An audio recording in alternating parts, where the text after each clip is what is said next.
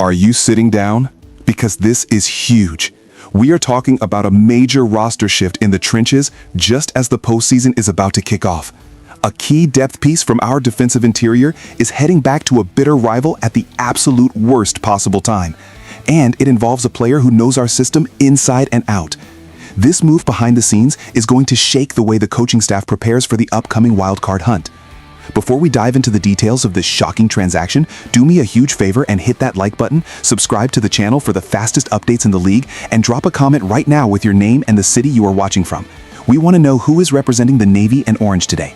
Now, let's get into the hard facts of what just went down at Hallis Hall. I am reporting today on a significant transaction involving defensive tackle Jonathan Ford. According to the NFL's official transaction wire, the Green Bay Packers have claimed Jonathan Ford off waivers from the Chicago Bears. This move comes at a critical juncture, specifically on Monday, December 29, with only 1 week remaining before the 2025 NFL playoffs begin. It is a reunion of sorts, as the Packers were the ones who originally selected Jonathan Ford in the 7th round of the 2022 NFL Draft. The timing of this is incredibly sensitive for Matt Eberflus and his defensive unit.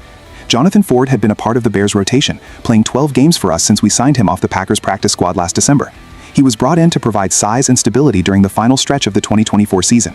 Throughout the 2025 campaign, Jonathan Ford's journey was a bit of a roller coaster. He started on the practice squad, but earned elevations in 3 of the first 6 games of the season. His role became even more vital when Shamar Turner was unfortunately placed on injured reserve, leading to Jonathan Ford signing a full contract to the active roster.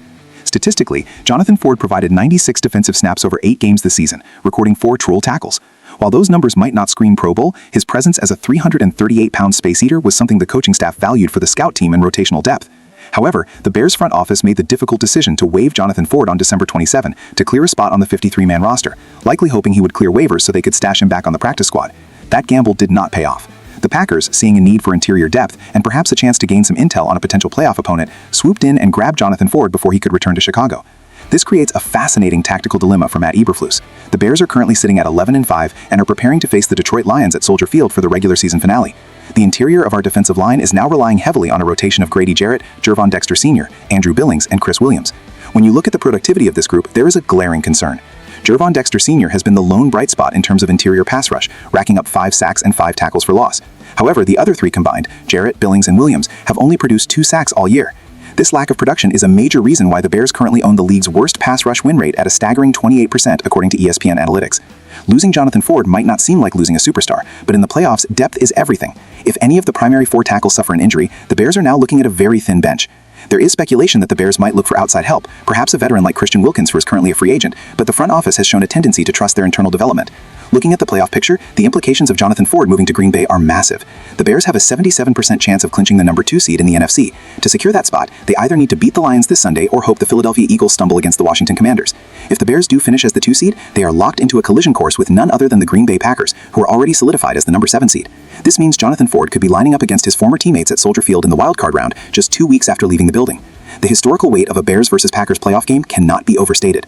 We all remember the 2010 NFC Championship game where the Packers broke our hearts on their way to a Super Bowl title. Having a player like Jonathan Ford jump ship right before a potential playoff matchup adds a layer of psychological warfare to the rivalry. He knows the checks, he knows the tendencies of our offensive linemen, and he knows exactly how Matt Eberflus likes to mask his coverages.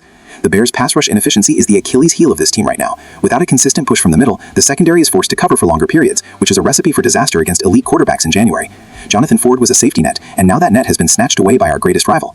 Financially, the move is a wash for the Bears, as Jonathan Ford was on a standard bottom-of-the-roster contract, but the strategic loss is what hurts.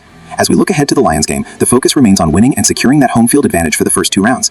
But in the back of everyone's mind is the question, did we just give the Packers a piece of the puzzle they can use against us? The Bears' decision to waive Jonathan Ford suggests they felt confident in their current 4-man rotation, but NFL games are often won in the 4th quarter by the freshest big men. By losing Jonathan Ford, the Bears have narrowed their margin of error. We have to hope that Grady Jarrett can find that vintage form and that Andrew Billings can remain the immovable object we need him to be. If the Bears fail to add a veteran pass rusher in the coming days, they are essentially betting the entire season on the current group's ability to defy the statistics and finally start winning those individual matchups at the line of scrimmage. It is a high-stakes gamble by the front office. Every snap that Jonathan Ford plays for Green Bay will be scrutinized by Bears fans, especially if these 2 teams meet in the postseason. This is the NFL at its most cutthroat. One team's trash is another team's treasure, and in the NFC North, the stakes are always doubled. We will be watching the waiver wire and the practice squad transactions very closely this week to see if Matt Eberflus and the GI make a countermove. Stay tuned because this season is far from over, and the drama is just beginning.